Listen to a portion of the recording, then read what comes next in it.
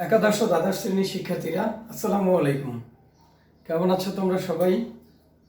আমি আশা করি তোমরা সবাই ভালো আছো। আজকে তোমাদের পদার্থবিজ্ঞান দ্বিতীয় বইয়ের তৃতীয় অধ্যায় চলতরিৎ, এই অধ্যায়ের কির্শফের সূত্র নিয়ে আলোচনা করা হবে। তো আজকে আমরা শুধুমাত্র কির্শফের সূত্র নিয়ে আলোচনা করব এবং পরবর্তী ক্লাসে আমরা এই কির্শফের সূত্র ব্যবহার করে কিভাবে বিভিন্ন সার্কিট সমাধান করতে হয় সেগুলো আমি দেখাবো। তো দেখো, কির্শফের সূত্র কি কাজে লাগে।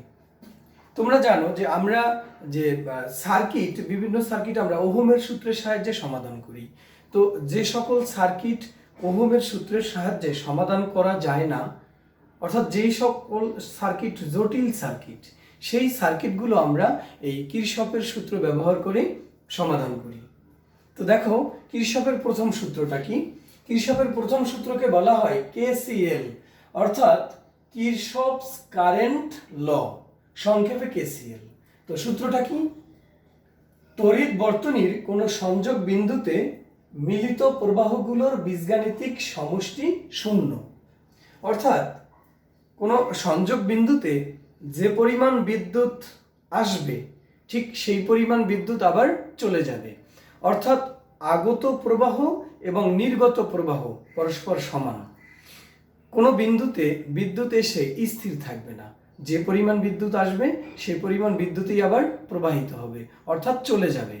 তাহলে দেখো, এখানে আমরা একটা সংযোগ বিন্দু দেখতে পাচ্ছি। সেই সংযোগ বিন্দু ধরে নিলাম এ। এখন এ বিন্দুতে আয়ন তড়িৎ এদিকে এ বিন্দুতে প্রবেশ করতেছে, I2 বের হয়ে যাচ্ছে, I3 প্রবেশ করছে, I4 বের হয়ে যাচ্ছে, I5 প্রবেশ করছে। তো যে সকল প্রবাহ যারা প্রবেশ করতেছে তাদেরকে আমরা পজিটিভ ধরবো, এবং যারা বের হয়ে যাচ্ছে তাদেরকে আমরা নেগেটিভ ধরবো। এরপর আমরা যদি যোগ করি তাহলে যোগফল পাবো আমরা শূন্য।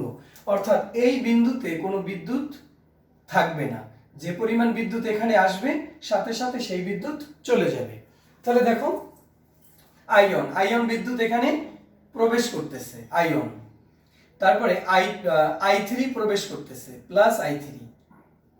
তারপরে I5 প্রবেশ করছে, প্লাস I5 সমান, আচ্ছা, মাইনাস, এখানে বের হয়ে যাচ্ছে I2, তারপরে মাইনাস বের হয়ে যাচ্ছে কি I4, ইকুয়াল টু কত?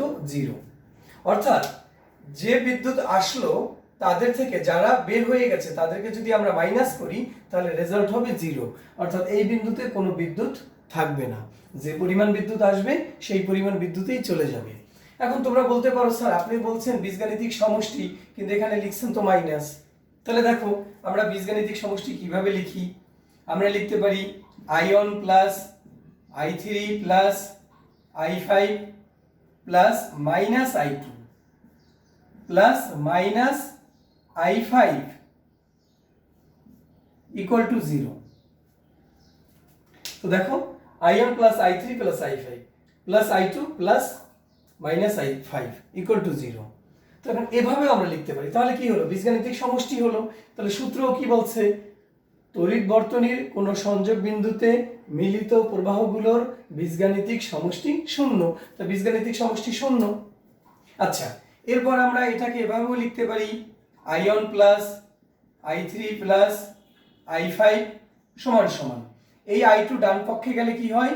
প্লাস হয়, প্লাস I2 প্লাস I5।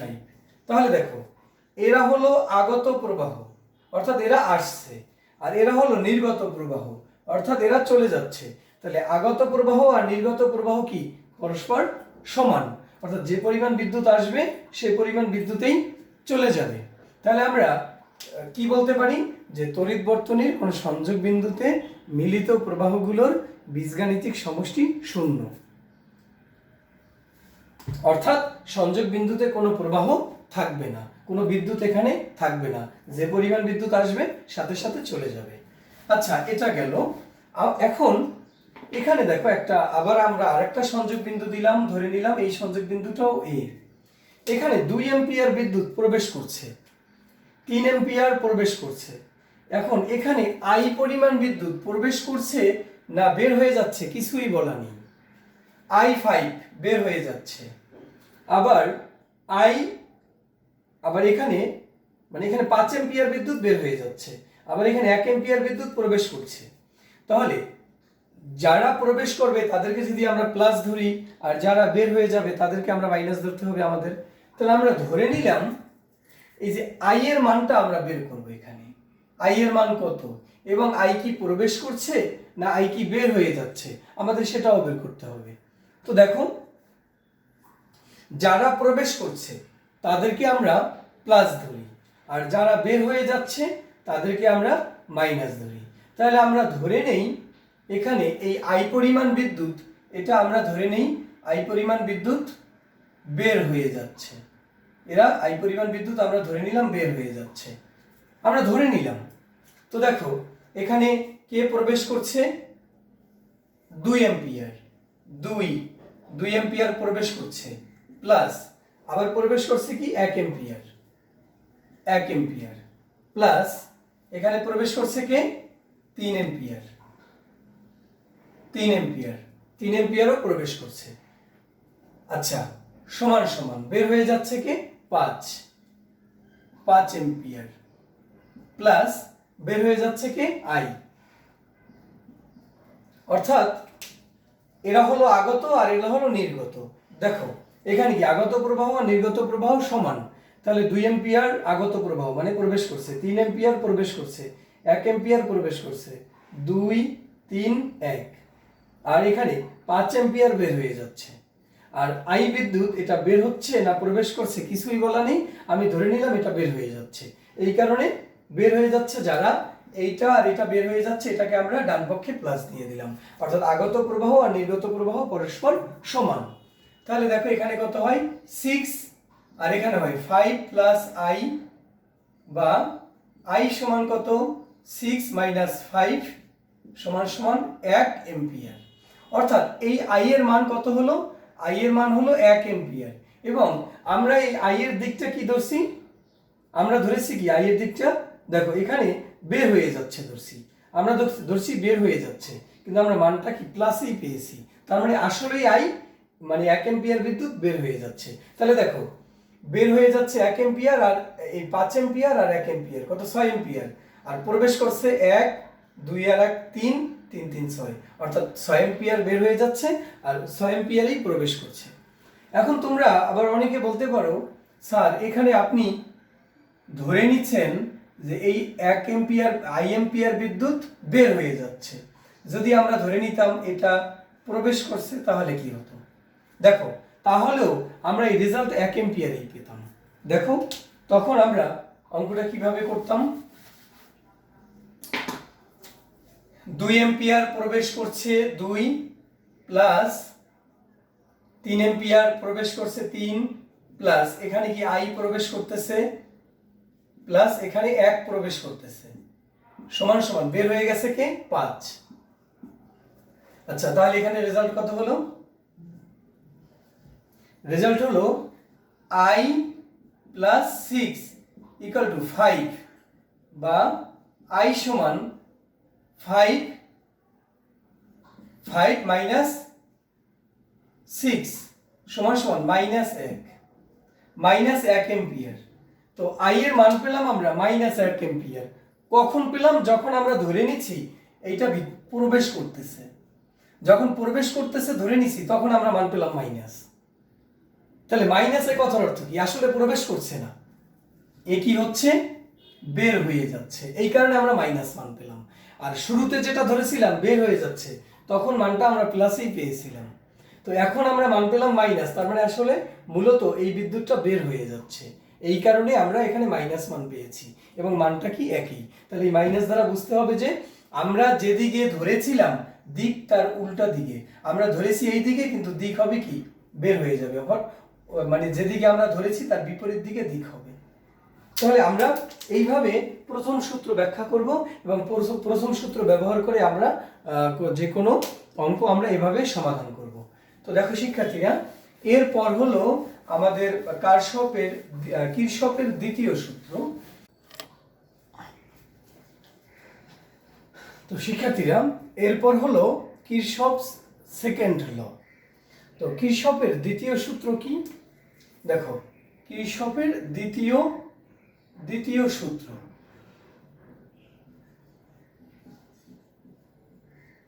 এই দ্বিতীয় সূত্রকে সংক্ষেপে বলা হয় কেভিএল। কেভিএল মানে হলো কিরশফস ভোল্টেজ ল, আর প্রথমটা ছিল কেসিএল, কিরশফস কারেন্ট ল। তো এই কিরশফস ভোল্টেজ লটা এটা কি? সংক্ষেপে যদি আমরা বলি তাহলে এই লটাকে বলা যায় এভাবে, যে কোনো আবদ্ধ তড়িৎ বর্তনীর বিভিন্ন অংশগুলোর বিভব পার্থক্য এবং ওই বর্তনীর তড়িৎচালক শক্তির বীজগাণিতিক সমষ্টি শূন্য। অর্থাৎ আমরা এভাবে বলতে পারি, কোনো আবদ্ধ তড়িৎ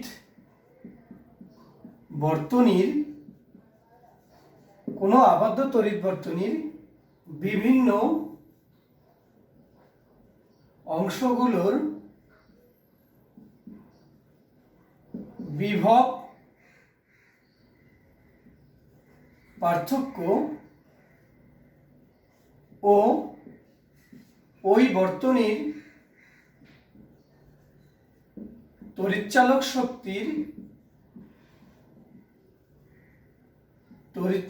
শক্তির সমষ্টি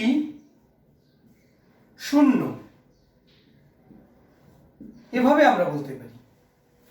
তো এটাকে যদি আমরা ব্যাখ্যা করি, দেখো কি হয়, কিভাবে হয়। যেমন তোমরা ধরে নাও এটা একটা বর্তনী, এটার তড়িৎচালক শক্তি হলো ই। দেখো, এটার তড়িৎচালক শক্তি ই, আর এটার মধ্য দিয়ে আয়ন বিদ্যুৎ প্রবাহিত হচ্ছে, আয়ন। আর এটার রোধ R1, আর এর রোধ R2, আর এর মধ্য দিয়েও আয়ন বিদ্যুৎই প্রবাহিত হচ্ছে। এখন আমরা এখানে একটা বিন্দু দিলাম এ, এটাকে দিলাম বি, এটা সি, আর এটা ডি।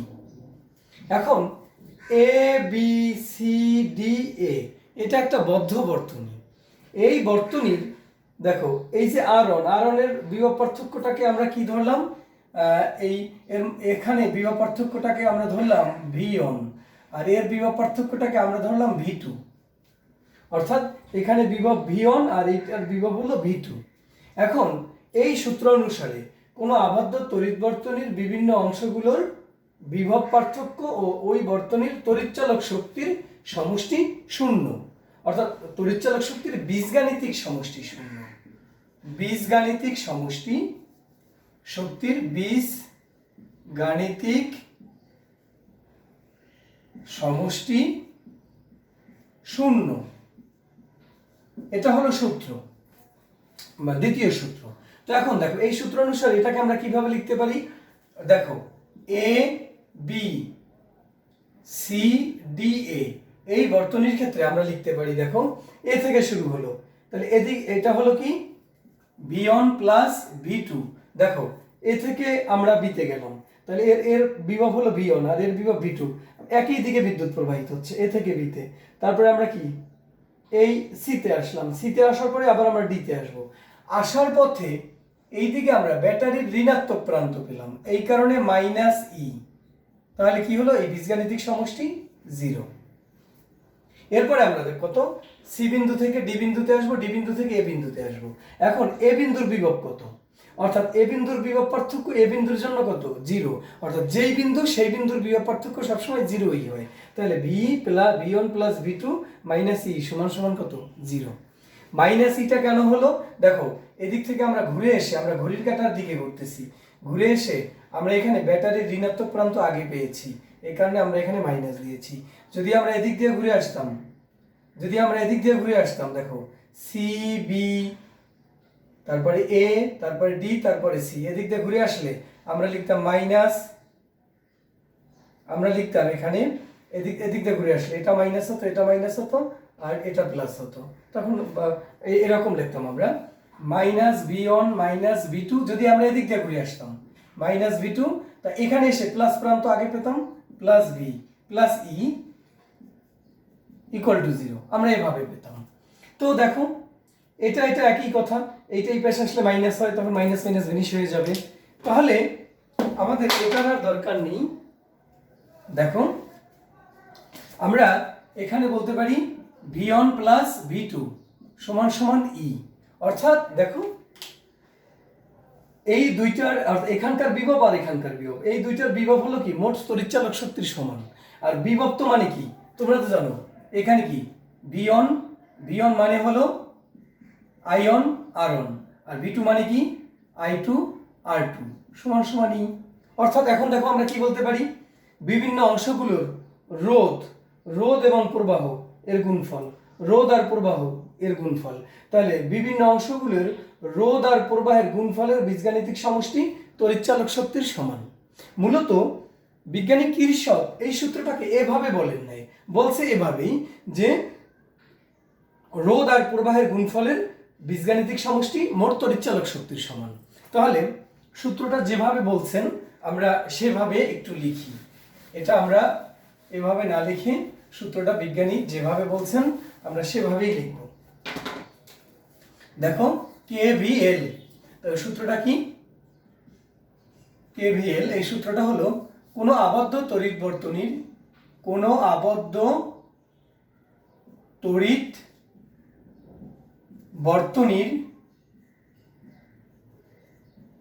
বিভিন্ন অংশগুলোর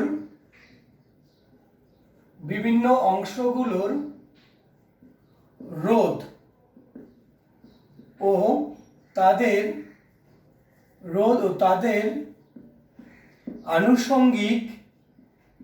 আনুষঙ্গিক প্রবাহের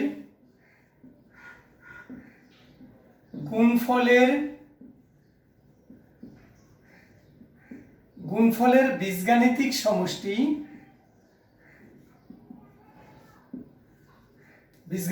সমষ্টি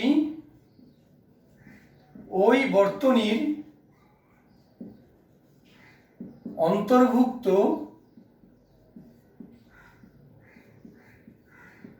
মোট তড়িৎচালক শক্তির সমান। মোট তড়িৎচালক শক্তির সমান, এটা হলো দ্বিতীয় সূত্র। কোনো আবদ্ধ তড়িৎ বর্তনীর বিভিন্ন অংশগুলোর রোধ ও তাদের আনুষঙ্গিক প্রবাহের গুণফলের বীজগাণিতিক সমষ্টি ওই বর্তনীর অন্তর্ভুক্ত মোট তড়িৎচালক শক্তির সমান।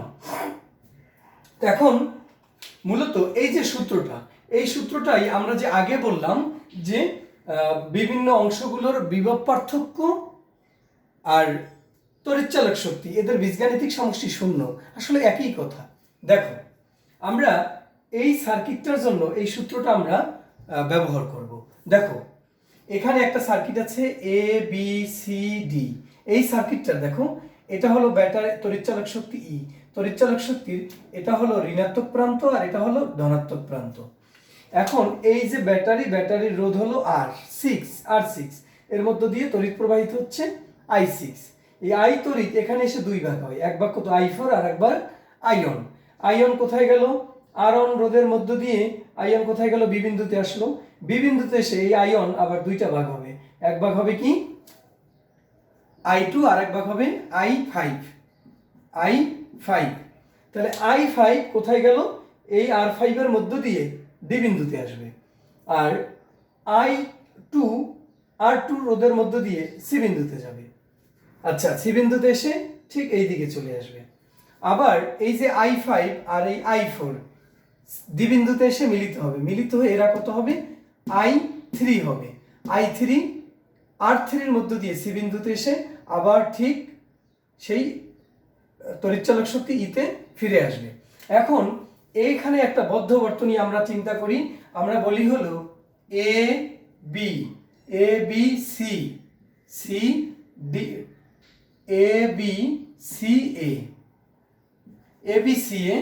এই বদ্ধ বর্তনীর জন্য আমরা যদি এই কিরশফের দ্বিতীয় সূত্র লিখি, দেখো এখানে দেখো আমরা এ থেকে বিতে যাচ্ছি, বিদ্যুৎও কিন্তু এ থেকে বিতে যাচ্ছে, আবার বি থেকে সিতে যাচ্ছি, বিদ্যুৎও বি থেকে সিতে R2 এর মধ্য দিয়ে যাচ্ছে, আবার সি থেকে এতে আসতেছি, বিদ্যুৎও কোথায় এদিকে আসতেছে। অর্থাৎ আমরা যেই দিকে যাব বিদ্যুৎ যদি সেই দিকেই প্রবাহিত হয় তাহলে আমরা প্লাস ধরতে পারবো, বাট আমরা যেদিকে যাচ্ছি বিদ্যুৎ যদি উল্টো দিকে যায় তাহলে মাইনাস হয়ে যাবে। তাহলে দেখো আমরা কোথায় যাচ্ছি, আমরা ঘড়ির কাঁটার দিকে যাচ্ছি, ঘড়ির কাঁটার দিকে। তাহলে দেখো এ থেকে বিতে যাচ্ছি, তাহলে এ থেকে বি এর রোধ আছে কত R1 আর প্রবাহ কত আছে I1। তাহলে এখানে কি আছে, বিভিন্ন অংশগুলো রোধ আর তাদের আনুষঙ্গিক প্রবাহের গুণফল। তাহলে রোধ আর প্রবাহের গুণফল কত, রোধ হলো এখানে R1 আর প্রবাহ হলো I1, R1 I1। এরপরে বি থেকে কোথায় গেলাম, সিতে। দেখো A B C A, B থেকে সিতে, তাহলে এখানকার প্রবাহ কত I2 আর রোধ কত R2। তাহলে রোধ আর প্রবাহের গুণফল I2 আর R2। আচ্ছা, তাহলে এখানে প্লাস হবে না মাইনাস হবে। দেখো আমি এ থেকে বিতে গেলাম, বিদ্যুৎও এ থেকে বিতেই যাচ্ছে, তাহলে প্লাস। এরপরে বি থেকে সিতে, বিদ্যুৎও বি থেকে সিতে যাচ্ছে, প্লাস। এরপরে সি থেকে এতে আসতেছি, বিদ্যুৎও তো এদিকে আসতেছে, তাহলে কি হলো I6 R6 সমান সমান। আচ্ছা I6 R6। এরপরে এখানে এই যে এখানে কি আছে, তড়িৎচালক শক্তি E। আমরা এদিক থেকে যখন ঘুরে আসতেছি আমরা প্রথমে কি পেলাম, প্রথমে পেলাম তড়িৎচালক শক্তির ঋণাত্মক প্রান্ত, তারপরে পেলাম ধনাত্মক প্রান্ত। তাহলে যেহেতু আগে ঋণাত্মক প্রান্ত পেলাম এই কারণে -E সমান 0। তাহলে এখানে দেখো তো এই যে এটা হলো প্রবাহ, প্রবাহ আর রোধ এর গুণফল। এখন রোধ আর প্রবাহের গুণফলকে বলা হয় কি, বিভব।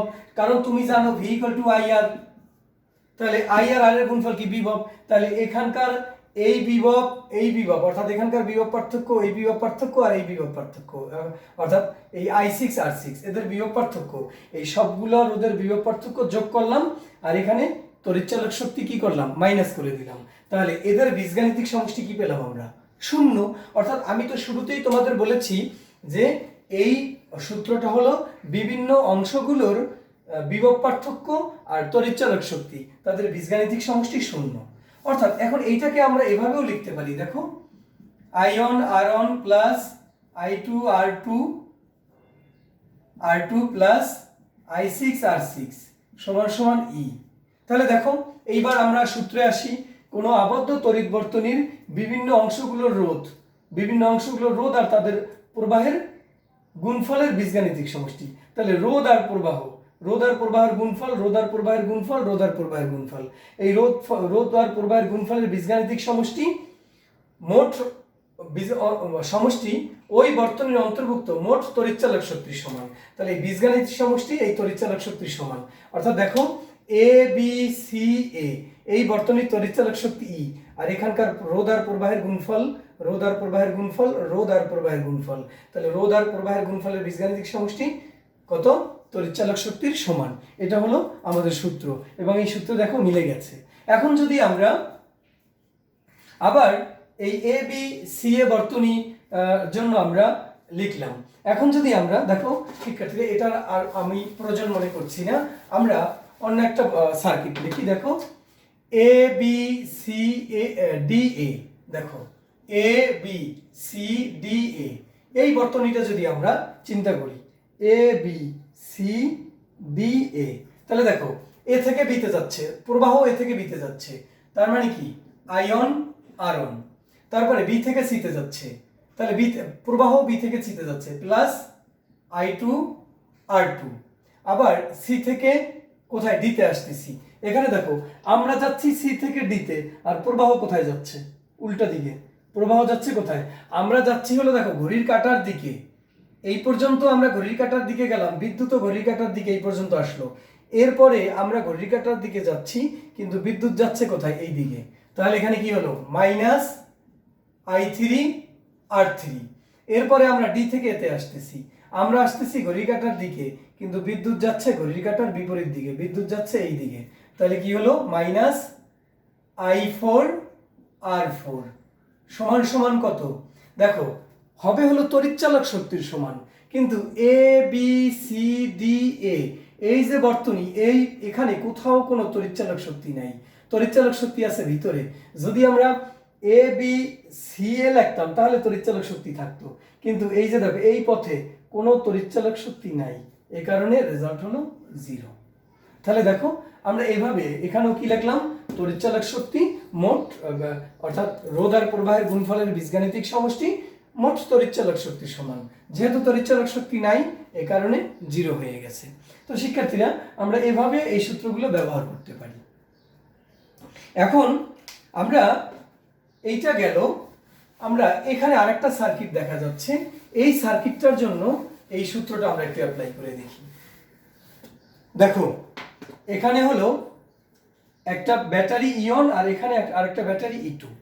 এখন এখানে তুমি ইচ্ছা মতো তড়িৎ প্রবাহ দিতে পারবে, যে তুমি ধরে নিতে পারো যে এদিকে তড়িৎ প্রবাহিত হচ্ছে, তুমি ঘড়ির কাঁটার দিকে দিতে পারো, তুমি ঘড়ির কাঁটার বিপরীত দিকে দিতে পারো, অর্থাৎ তুমি তোমার ইচ্ছা মতো তুমি তড়িৎ প্রবাহের দিক দিতে পারো।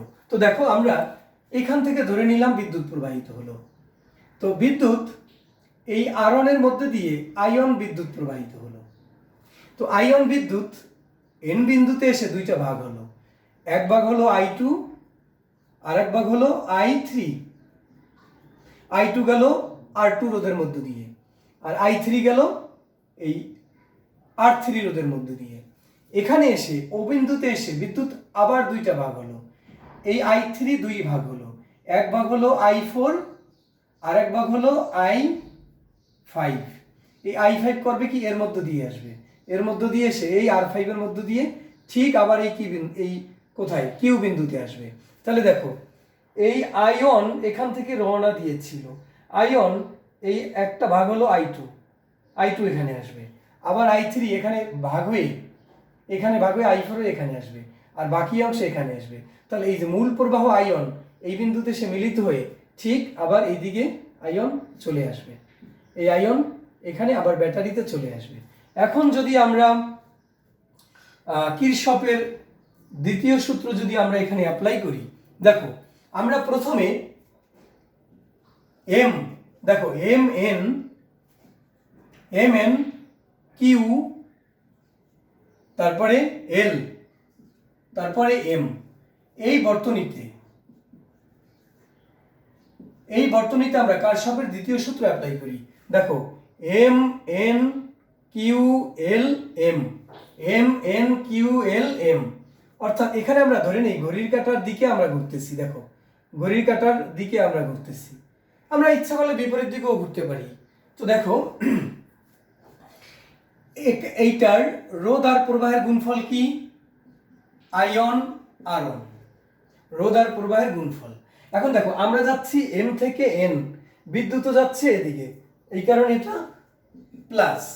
এরপরে আমরা কোথায় যাচ্ছি এন থেকে কিউতে, বিদ্যুৎও যাচ্ছে এন থেকে কিউতে, এই কারণে প্লাস I2 R2। তারপরে এই এদিক দিয়ে এসে দেখো আমরা কি পেলাম, এখানে এসে আমরা কি পাচ্ছি, এখানে এসে আমরা পাচ্ছি হলো তড়িৎচালক শক্তি, কিন্তু সেই তড়িৎচালক শক্তি যে আমরা পাচ্ছি পজিটিভ প্রান্ত পাচ্ছি না নেগেটিভ প্রান্ত, আমরা পাচ্ছি নেগেটিভ প্রান্ত। তাহলে যেহেতু আমরা নেগেটিভ প্রান্ত পাচ্ছি তাহলে এখানে আমাদের কি হবে, এই কারণে -E সমান 0। অর্থাৎ দেখো এই যে বিভিন্ন অংশগুলোর বিভব পার্থক্য আর তড়িৎচালক শক্তির বীজগাণিতিক সমষ্টি 0, অর্থাৎ এইটাকেই আমরা লিখতে পারি ion আরন plus I2 R2 = E। তো শিক্ষার্থীরা এখানে আমরা যদি আরেকটা কাজ করতে পারি, এখানে যদি একটা রোধ আমরা দিয়ে দিতাম, ধরে নাও এই রোধটা হলো R6, তাহলে আমরা কি লিখতাম, তাহলে আমরা লিখতাম দেখো, তাহলে যদি এখানে একটা রোধ থাকতো তাহলে আমরা লিখতাম কি, দেখো এই এখানে এসে এই রোধের মধ্যে দিয়ে কত বিদ্যুৎ গেছে আয়ন, তাহলে আমরা লিখতাম দেখো বিদ্যুৎটা এদিকেই আসতেছে, আমরা কি লিখতাম প্লাস আয়ন I6 -E সমান 0। দেখো খুব সহজ একটা বিষয়, M N Q L M এই যে বর্তনীতে বিদ্যুৎ এদিক থেকে এদিকে আসতেছে, আইন আরন, আবার I2 R2, আইন R6, এদিক দিয়ে ঘুরে এসে এখানে এসে আমরা কি পেলাম, মাইনাস প্রান্তটা পেলাম, এই কারণে মাইনাস সমান সমান 0।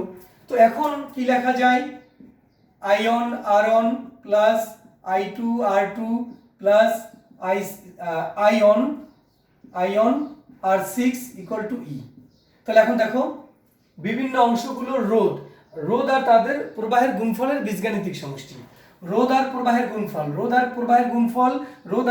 গুণফল, এদের বীজগাণিতিক সমষ্টি মোট তড়িৎচালক শক্তির সমান, ই মানে এখানে ইয়ন, ঠিক আছে, কারণ এখানে তো ই হলো তড়িৎচালক শক্তি ইয়ন, এই কারণে ইয়ন হলো। আচ্ছা, এরপরে আমরা NO QN এই বর্তনীতে আমরা কিরশফের দ্বিতীয় সূত্র অ্যাপ্লাই করি। দেখো তো কি হয়,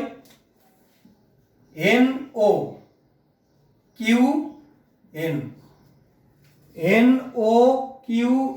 এখানে যদি আমরা কিরশফের দ্বিতীয় সূত্র অ্যাপ্লাই করি, আমরা যেহেতু n থেকে কোথায় যাচ্ছি, n থেকে ওতে যাচ্ছি, ও থেকে আবার কিউতে যাচ্ছি, কিউ থেকে আবার এনে যাচ্ছি, তাহলে এখানেও আমরা ঘড়ির কাঁটার দিকেই যাচ্ছি। তাহলে দেখো এখান দিয়ে প্রবাহ গেছে I3 R3, তাহলে কি হলো I3 R3, তো প্রবাহ I3 আর রোধ হলো R3, তো রোধ আর প্রবাহের গুণফল I3 R3। এরপরে ও থেকে কোথায় যাচ্ছে, কিউতে, এদিকে বিদ্যুৎ এদিকেই আসতেছে, তাহলে কি হবে, যোগ হবে প্লাস I4 R4। এরপর আমরা যাচ্ছি কোথায়, কিউ থেকে এনে যাচ্ছি, তাহলে আমরা যাচ্ছি কিউ থেকে এনে এদিকে, কিন্তু বিদ্যুৎ আসতেছে এইদিকে, দেখো তাহলে আমরা যাচ্ছি উল্টো দিকে, এই কারণে minus I2 R2 equal to, দেখো এখানে কোনো তড়িৎচালক শক্তি নাই, এই কারণে কি হয়ে গেল 0, এই তো হয়ে গেল। এরপরে আমরা যদি এইটা চিন্তা করি, দেখো আমরা যদি এখন আবার এই সার্কিটটা চিন্তা করি, কিউ ও পি কিউ, দেখো আমরা এই সার্কিটটা চিন্তা করি, কিউ ও পি কিউ, এই সার্কিটটার জন্য আমরা কিউ ও পি কিউ অর্থাৎ এই দিকে, এখানেও দেখো আমরা ঘড়ির কাঁটার দিকে যাচ্ছি, কিউ থেকে কোথায় যাচ্ছি, ওতে, ও থেকে কোথায় পিতে, পি থেকে আমরা আবার কিউতে। আমরা এখানে ঘড়ির কাঁটার বিপরীত দিকেও যেতে পারি।